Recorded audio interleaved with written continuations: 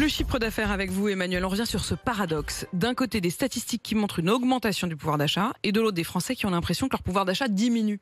Eh oui, alors qui a raison, qui a tort? Alors les chiffres de l'INSEE, pour l'ensemble des Français, indiquent bien une hausse de pouvoir d'achat de presque 7% sous le mandat d'Emmanuel Macron. C'est plus que sous François Hollande ou Nicolas Sarkozy, notamment aux politiques de baisse d'impôts. Sauf que la hausse, elle vient en partie, puisque là on parle de l'ensemble des Français, elle vient en partie de l'augmentation du nombre de Français et du nombre de ménages. Si on regarde par famille, l'augmentation n'est plus que de 4,5% sur le mandat d'Emmanuel Macron.